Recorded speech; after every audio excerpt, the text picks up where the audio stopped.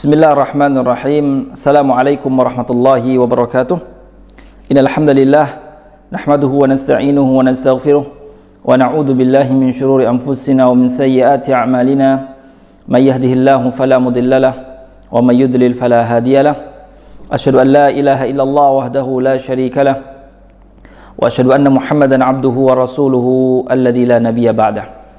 Qala Allah ta'ala fi kitabil karim, A'udzu billahi minasyaitonir rajim. Ya ayyuhalladzina amanu taqullaha haqqa tuqatih wa la tamutunna illa wa antum muslimun. Wa qala aidan, ya ayyuhalladzina amanu taqullaha wa qulu qawlan sadida yuslih lakum a'malakum wa yaghfir lakum dhunubakum wa may yuti'illaha wa rasulahu faqad faza fawzan 'azima. Wa qala an-nabiy sallallahu alaihi wasallam, may yuridillahu bihi khairan yufaqihu fid din. Amma ba'd. Pemirsa yang dirahmati Allah Subhanahu wa taala, syukur alhamdulillah, puja dan puji hanya milik Allah Subhanahu wa taala yang telah memberikan kita kesehatan, yang telah memberikan kita kesempatan, yang telah memberikan kita waktu luang sehingga kita bisa menyimak, sehingga kita bisa mengkaji salah satu ilmu Allah Subhanahu wa taala, li raf'il jahli an nafsihi wa an ghairih, yaitu untuk mengangkat kebodohan diri kita dan juga mengangkat kebodohan orang lain ketika kita mendakwahkan dan ketika kita mengajarkan orang lain. Salawat serta salam mudah-mudahan selalu tercurahkan kepada baginda kita Nabi Muhammad sallallahu alaihi wasallam, para sahabatnya, para keluarganya, dan orang-orang yang selalu setia mengikuti jejak beliau sampai akhir zaman. Karena sunnah dan ajaran Nabi Muhammad SAW adalah sebagai penerang bagi umat Islam tentang agama, tentang Islam. Karena syariat Islam tanpa sunnah, tanpa bimbingan Nabi SAW, maka tidak akan sempurna. Karena Islam adalah dibimbing oleh Al-Quran dan As-Sunnah, yaitu sunnah Nabi Muhammad SAW. Makanya sebuah amalan yang selalu kita ulangi, selalu kita ucapkan, amalan menjadi diterima di hadapan Allah Subhanahu wa taala apabila terdapat atau apabila dia mengerjakan dua syarat sekaligus. Dua syarat ini tidak bisa dipisahkan satu antara sama lain, yaitu ikhlas karena Allah Subhanahu wa taala. Amalan harus ikhlas kepada Allah Subhanahu wa taala. Kemudian yang kedua adalah mutaba'atul Rasul, yaitu mengikuti Nabi Muhammad sallallahu alaihi wasallam. Tentu sandaran agama kita, masalah akidah, masalah fikih itu juga bersandar kepada Al-Qur'an dan As-Sunnah ala fahmis salaf, dengan pemahaman salafus saleh, para sahabat dan tabi'in dan orang-orang terbaik yang terdahulu. Itu adalah bentuk kita cinta kepada Nabi Muhammad SAW, yaitu kita mengikuti sunnahnya, dan mengamalkannya. Karena dengan sunnah Nabi Muhammad SAW kita menjadi orang yang dicintai Allah Subhanahu wa taala. Allah Subhanahu wa taala berfirman, "Qul in kuntum tuhibbunallah fattabi'uni yuhibbukumullah wa yaghfir lakum dzunubakum." Kata Allah Subhanahu wa taala mengatakan kepada Nabi Muhammad untuk mengatakan kepada umatnya, "Qul," katakanlah wahai Muhammad kepada umatmu, "in kuntum tuhibbunallah," apabila kalian cinta kepada Allah, apabila kalian mengaku cinta kepada Allah, apa kata Allah? "Fattabi'uni," ikutilah aku, yaitu Muhammad sallallahu alaihi wasallam, yaitu ibadah atau gaya hidup, tata cara hidup yang dimau Allah Subhanahu wa taala, yaitu gaya hidup Nabi Muhammad SAW. Ibadah, tata cara ibadah yang diinginkan Allah Subhanahu wa taala, yaitu tata cara ibadah Nabi Muhammad SAW. Yuhibbukumullah wa yaghfir lakum dzunubakum. Maka ketika itu Allah Subhanahu wa taala akan cinta kepada kalian, akan cinta kepada orang yang mengikuti sunnah Rasulullah sallallahu alaihi wasallam, wa yaghfir lakum dzunubakum, dan Allah Subhanahu wa taala mengampuni dosa-dosa kalian. Ikhwatul iman rahimani rahimakumullah, para pemirsa yang dirahmati Allah Subhanahu wa taala, Pembahasan kita yang kemarin adalah tentang hukum mandi. Kita kembali ke pembahasan rutin kita ya tentang fikih, adalah hukum mandi. Hukum mandi wajib. Di mana hukumnya, kemudian hal-hal apa yang diwajibkan bagi dia harus mandi wajib. Kemudian tata cara mandi wajib. Kemudian yang sekarang adalah al-aghsalul mustahabbah. Al-mas'alatu tsalitsah. Kita sampai di pasal atau masalah yang ketiga, yaitu al-aghsal al-mustahabbah, yaitu mandi yang disunnahkan. Ya, karena ada mandi wajib, ada mandi yang disunnahkan untuk mandi. Kalau mandi wajib, dia harus mandi, wajib mandi. Tapi ada beberapa mandi yang itu hukumnya sunnah. Berarti kalau sunnah apabila kita kerjakan, kita mendapatkan pahala tambahan dari Allah Subhanahu wa taala. Masa iya kita melalaikan pahala sunnah yang kita mengerjakan hanya tidak membutuhkan waktu yang panjang, tidak mengeluarkan biaya? Apakah kita rela melalaikan sunnah yang sangat mudah tersebut? Apalagi itu masalah mandi, dan itu manfaatnya buat kita, kebersihan, keindahan. Ada beberapa mandi atau ada beberapa keadaan yang sunnah bagi dia mandi, yaitu sunnah bagi dia mandi. Bahkan mengatakan sebagian para ulama adalah sunnah muakkadah, sunnah yang ditekankan. Apa yang pertama adalah al-ightisal inda kulli jima'in, yaitu ini bagi suami istri adalah dia mandi setiap kali ingin berjima. Ya, setiap kali ingin berjima. Artinya adalah apabila dia selesai berjima, karena ini adalah video bisa saksikan oleh umum, adalah apabila dia berjima, kemudian sah berjima dengan serenggang waktu sekitar setengah hari ataupun setengah hari kelamaan ya, ataupun berapa jam, kemudian dia ingin jima, ya, dia ingin jima, maka disunnahkan bagi dia mandi terlebih dahulu, kemudian dia berjima kembali. Artinya adalah setiap jima, selesai jima dia mandi, walaupun tidak dipotong dengan waktu sholat. Karena ketika dia dipotong dengan waktu sholat, maka hukum mandi tersebut adalah wajib hukumnya. Tapi kalau seandainya tidak terpotong dengan waktu sholat, maka mandi tersebut adalah hukumnya sunnah. Apa dalilnya? Li hadits Abi Rafi' anna Nabiy sallallahu alaihi wasallam kana dzata lailatin yaghtasil inda hadhihi wa inda hadhihi. Hadis yang diwakilkan oleh Imam Abu Dawud wa Ibnu Majah wa hasanahu Albani, dan dihasankan oleh Syekh Albani rahimahullah. Adalah apa? Kata Nabi, hadis Abi Rafi, bahwasanya Nabi SAW bahwasanya dia pernah melihat Nabi SAW mandi dalam satu malam dari beberapa kali. Mandi yang ini, mandi yang ini. Qala, kemudian fakultu ya Rasulullah. Kemudian aku mengatakan kepada Nabi Muhammad SAW, ala taj'aluhu wahidan ya Rasulullah. Kenapa tidak jadikan satu saja wahai Rasul? Namanya satu malam dia jima, kenapa tidak dijadikan satu saja? Apa kata Nabi SAW? Hadza azka wa atyab wa athhar. Ini adalah lebih mensucikan dan juga lebih indah. Ini adalah anjuran, artinya sunnah hukumnya. Sunnah hukumnya kalau tidak dikerjakan tidak mengapa. Tapi kalau dikerjakan dia mendapatkan pahala sunnah, yaitu mengikuti Nabi SAW. Karena setiap dia mandi, dia akan menjadi lebih enak, akan menjadi lebih semangat, akan menjadi lebih bersih. Itu yang pertama.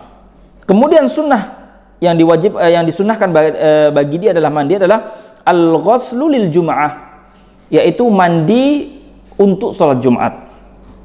Ya, mandi untuk sholat Jumat. Jadi mandi sebelum sholat Jumat. Entah itu dia pergi ke masjid mubakkiran, entah itu dia pergi ke masjid adalah mulai pagi, ataupun dia pergi ke masjid ketika sebelum azan, maka disunnahkan bagi dia mandi. Bahkan di mazhab Syafi'i, sebagian ulama Syafi'i mewajibkan mandi sholat Jumat, mewajibkan mandi untuk sholat Jumat.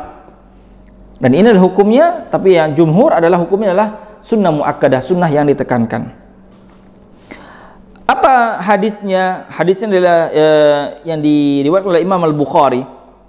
Idza jaa, kata Nabi SAW, idza jaa ahadakumul jum'ah idza jaa ahadukumul jum'ata falyaghtasil.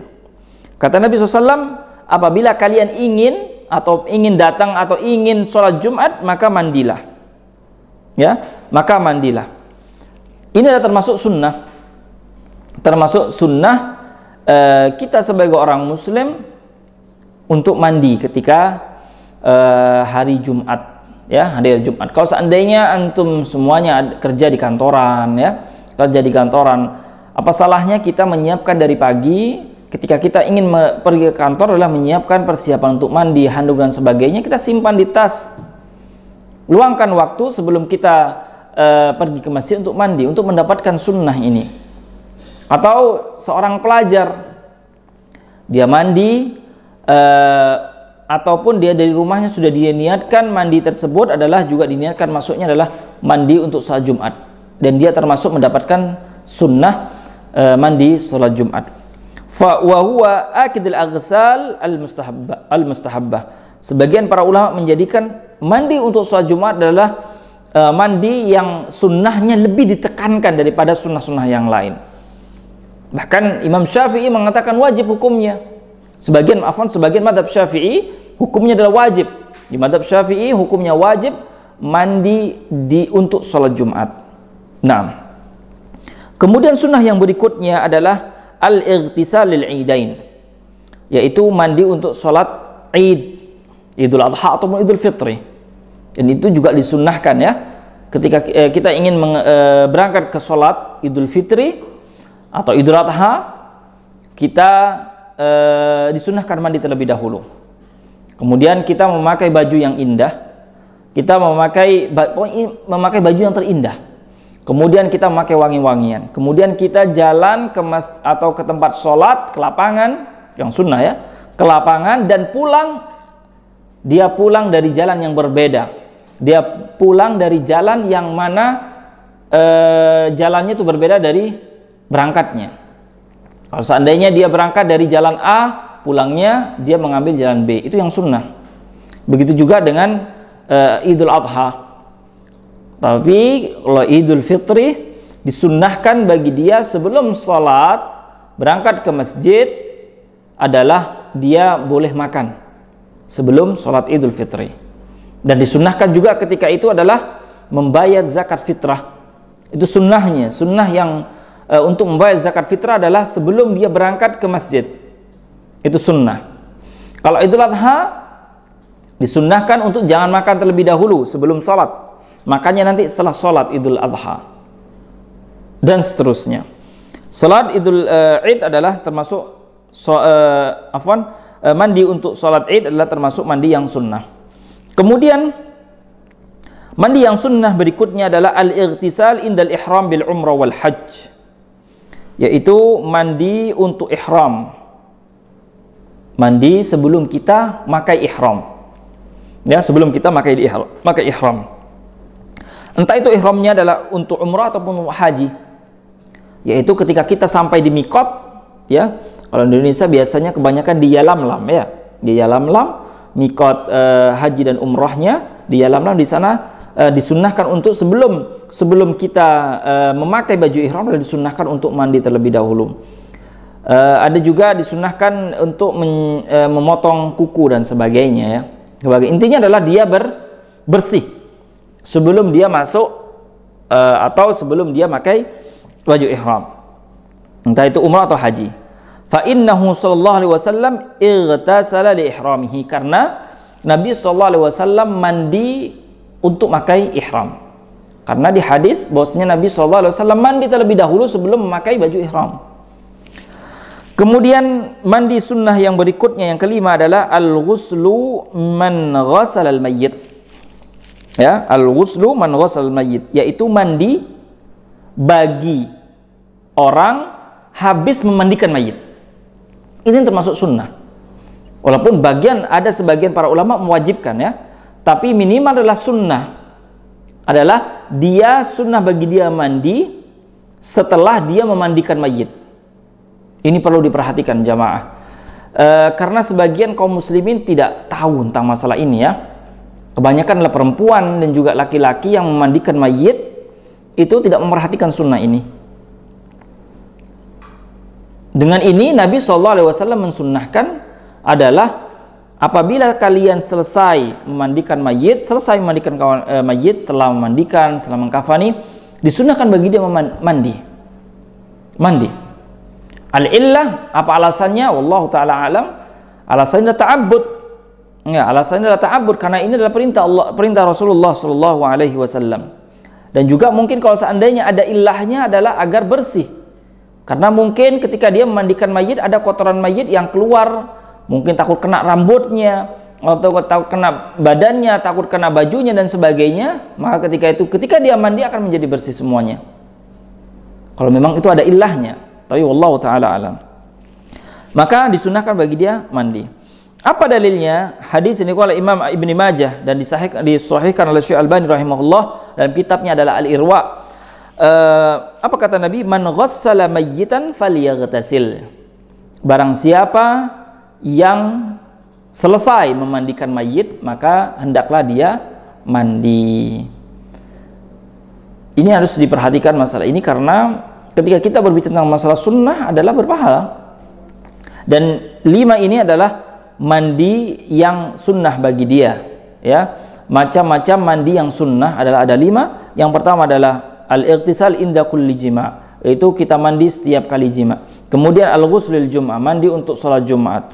Kemudian al-ightisal lil idain, mandi untuk salat Id, Idul Fitri dan Idul Adha. Kemudian al-ightisal indal ihram bil umrah wal hajj, yaitu kita mandi sebelum kita memakai baju ihram untuk haji ataupun umrah. Al-ghusl inda man ghasal mayyit, yaitu mandi untuk setelah dia memandikan mayit.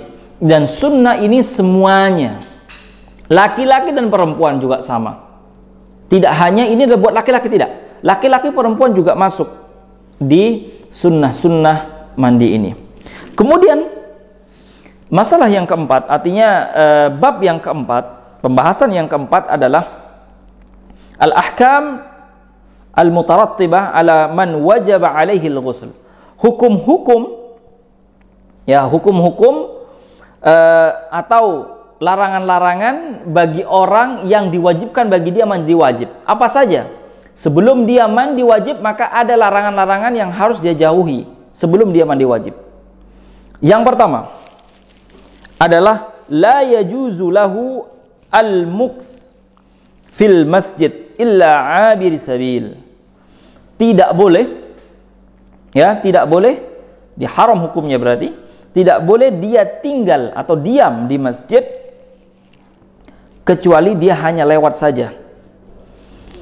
Jadi orang yang junub, orang yang haid, orang yang nifas atau semisalnya, yang mana bagi dia harus mandi, kewajiban dia mandi, maka dia tidak boleh masuk masjid, tidak boleh tinggal di masjid atau berdiam di masjid, ya, ngobrol di masjid, tidak boleh, kecuali dia hanya lewat saja, abir sabil, hanya lewat saja. Kalau seandainya dia pengen ke sebuah tempat yang mana jalannya untuk ke tempat tersebut harus melewati dalam masjid, tidak ada jalan lain, maka boleh dia untuk lewat saja.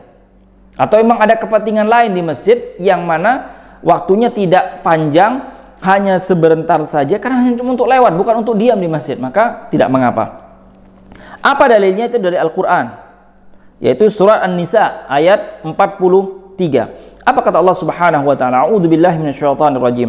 Ya ayyuhalladzina amanu la taqrabus salata wa antum sukara hatta ta'lamu ma taqulun. Wa la junuban illa 'abiri sabilin hatta taghtasilu, katanya Allah. Wahai orang-orang yang beriman, janganlah kalian mendekati salat, ya, mendekati salat. Wa antum sukara, ketika kalian lagi mabuk, habis minum khamar, mabuk dia, maka jangan. Untuk apa? Untuk sholat.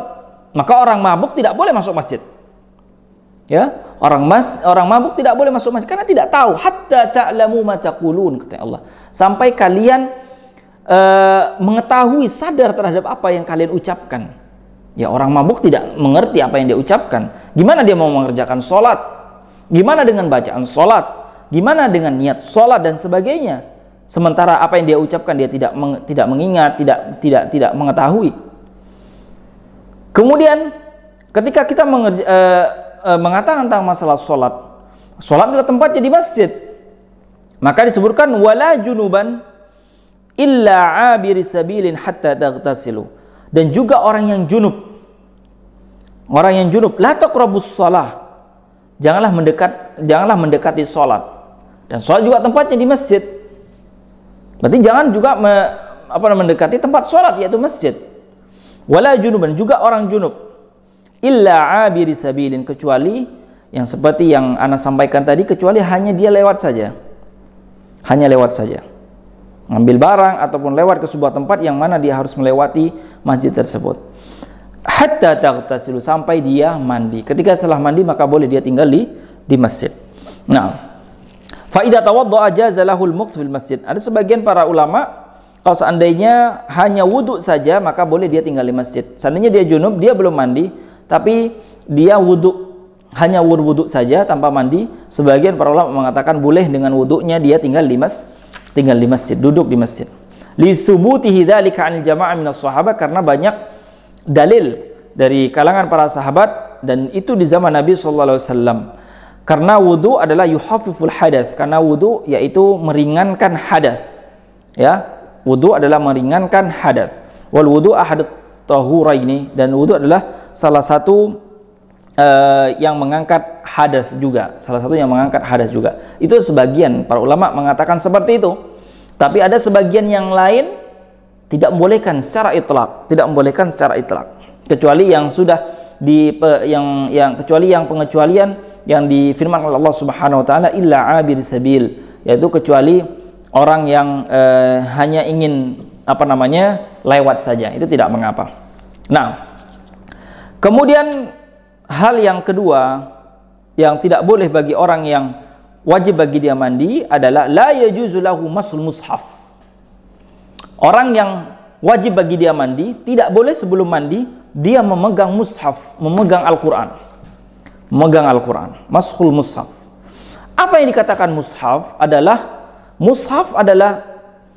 min duf'atai, artinya dari awal sampai akhir itu adalah mushaf. Ya, seperti ini. Itu tidak boleh kita pegang ketika kita yang mana harus mandi, wajib mandi. Tidak boleh kita megang mushaf.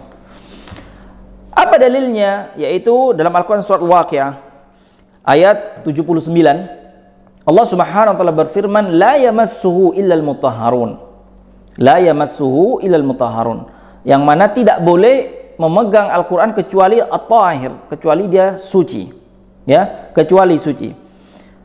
Tentang ayat ini banyak sebagian para ulama membawa ayat ini ke orang yang tidak memiliki wudu tidak boleh menyentuh Al-Quran, termasuk Imam Syafi'i rahimahullah.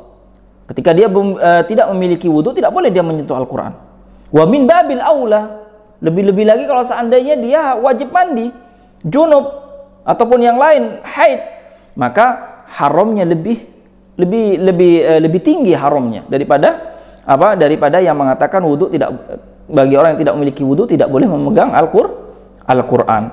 Dan juga hadis yang diriwayatkan oleh Imam, hadis juga disahihkan oleh Al-Albani rahimahullah, disebutkan hadis ini di Muwatta'nya Imam Malik rahimahullah. Apa kata Nabi? La yamassul mushaf illa tahir.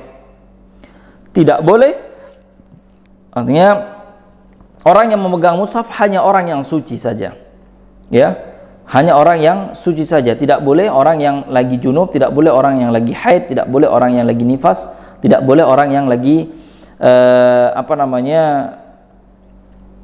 intinya yang wajib bagi dia mandi. Tetapi Ustadz, gimana kalau seandainya dia megang HP yang di dalamnya ada Al-Quran? Boleh apakah tidak? Pertanyaannya, HP apakah termasuk mushaf? Tidak. HP bukan termasuk mushaf, maka boleh saja. Tapi yang tidak boleh adalah kita membuka aplikasi mushaf tersebut, kemudian kita membawanya ke kamar mandi. Itu yang tidak boleh. Nah, Kemudian yang berikutnya adalah perkara yang haram bagi dia kerjakan sebelum dia mandi. La yajuzu lahu qiraatul Quran. Tidak boleh bagi dia membaca Al-Quran. Ya. Berarti orang yang wajib bagi dia mandi adalah tidak boleh dia membaca Al-Quran. Fala yaqra'ul junub syai'an minal Quran hatta yaghtasil. Tidak boleh orang yang junub membaca ayat atau potongan ayat dari Al-Quran sampai dia mandi. Ya, sampai dia mandi. Walaupun ada sebagian para ulama membolehkan ketika orang haid membaca Al-Quran. Ya, sebagian para ulama membolehkan seorang perempuan seorang perempuan yang haid membaca Al-Quran. Karena mungkin dia untuk muraja' hafalannya, atau mungkin untuk taklim, untuk mengajar dan sebagainya. Itu sebagian para ulama membolehkan tersebut. Ya, tetapi untuk junub larangannya lebih tinggi, artinya lebih dilarang. Karena kenapa? Hadis Ali radhiyallahu taala, dalilnya apa? Hadis Ali radhiyallahu taala anhu bahwasanya orang junub itu tidak boleh membaca Al-Quran. Orang junub tidak boleh membaca Al-Quran. Apa kata Nabi SAW? Kana alaihi salatu wassalam la yamna'uhu min qira'atil Quran syai'un illa al-janabah.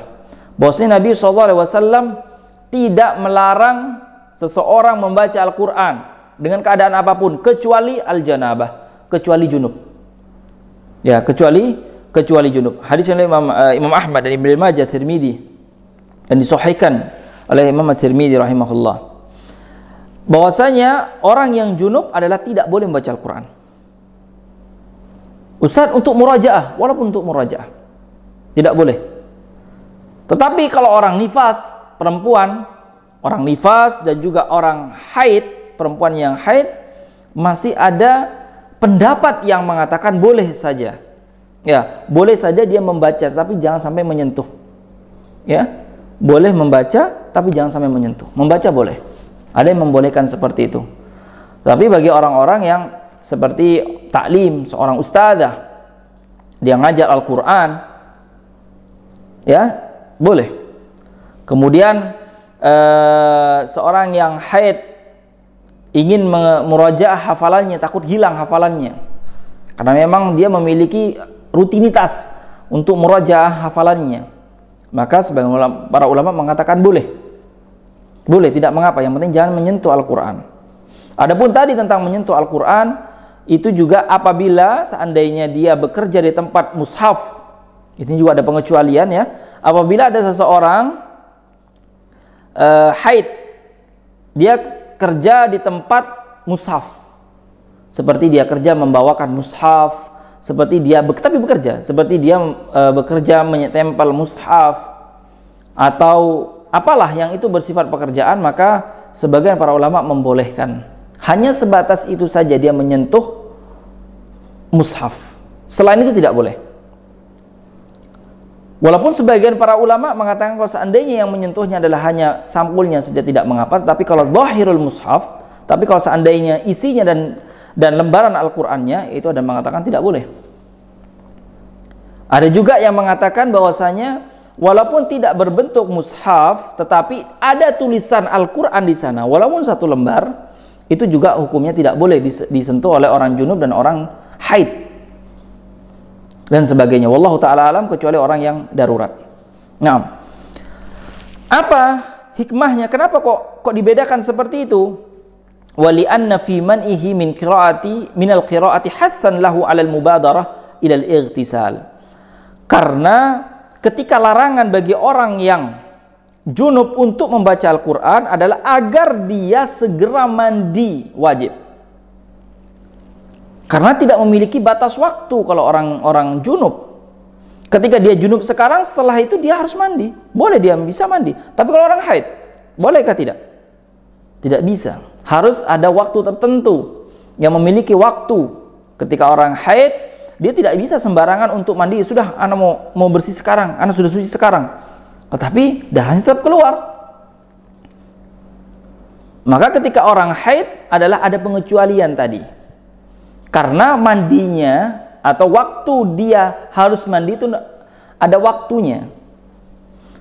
Ya, ada waktunya. Jadi waktunya mungkin terbatas 7 hari orang haid ya, ada yang 6 hari dan sebagainya.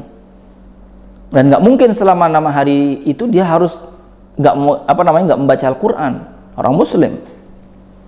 Tapi kalau junub, apa yang dia tunggu? Makanya ketika dia junub ingin membaca Al-Quran, jangan dulu, stop dulu, mandi dulu. Setelah mandi tafadhal. Karena ketika junub dia kapan saja bisa mandi. Lain seperti orang haid dan nifas. Wa izalatul mani' lahu minal qira'ah, karena menghilangkan mandi itu adalah sebuah penghalang bagi dia, boleh apakah tidak dia mandi, boleh apakah tidak dia membaca Al-Quran. Ketika setelah mandi tafadhal dia membaca Al-Quran.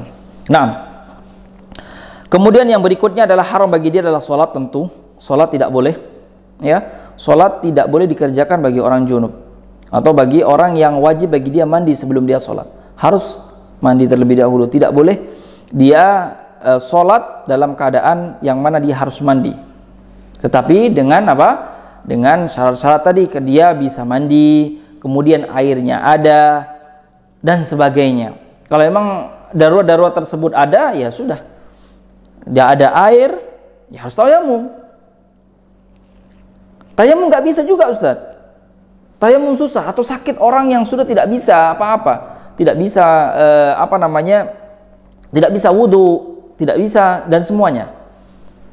Maka kalau seandainya ada orang yang bisa membantu dia untuk mewudu'i atau memandikan, maka tidak mengapa. Tapi kalau sudah nggak ada, ya sudah, ittaqullah mastata'tum. Bertakwa kepada Allah Subhanahu wa taala semampu kita. Ya sudah, tawakal Allah, kita sholat dan memang keadaan kita seperti itu. Allah Subhanahu wa taala Maha tahu tentang masalah itu. Kemudian adalah tawaf di Ka'bah juga sama ya. Tawaf juga di Ka'bah juga tidak boleh. Jangankan tawaf, kita masuk Masjidil Haram saja kalau belum wudu atau belum mandi ketika dia junub ataupun ketika dia haid, maka tidak boleh. Apalagi sampai tawaf di dalam menyitari Ka'bah, lebih lagi tidak boleh. Nah, dan masalah itu sudah dijelaskan tentang masalah sholat dan tawaf adalah hal-hal yang dilarang ketika seseorang tidak berwudu, apalagi seseorang yang belum mandi, ya, apalagi seseorang yang belum mandi. Kalau sudah belum mandi, ya sudah lebih lagi. Nah, itu adalah pembahasan kita pada kali ini tentang sunnah-sunnah mandi dan apa saja yang diharamkan bagi orang mengerjakan perkara tersebut sebelum dia mandi. Mudah-mudahan Allah Subhanahu wa taala memberikan rahmat kepada kita, dan juga mudah-mudahan Allah Subhanahu wa taala menjadikan ilmu yang kita dengarkan menjadi ilmu yang manfaat dan bisa dimengerti, bisa difahami dan diamalkan dalam kehidupan sehari-hari. Aqulu qauli hadza wa astaghfirullah li wa lakum wa li jami'il muslimina min kulli dam. Apabila ada kesalahan, itu datangnya dari ana pribadi, apabila kebenaran itu dari Allah Subhanahu wa taala. Kemudian jika ada pertanyaan boleh ditanyakan lewat nomor yang sudah tertera di YouTube kami dan nomor official kami, bisa ditanyakan di sana. Mudah-mudahan kita selalu menjadi orang yang semangat menuntut ilmu karena Allah Subhanahu wa taala. Wassalamualaikum warahmatullahi wabarakatuh.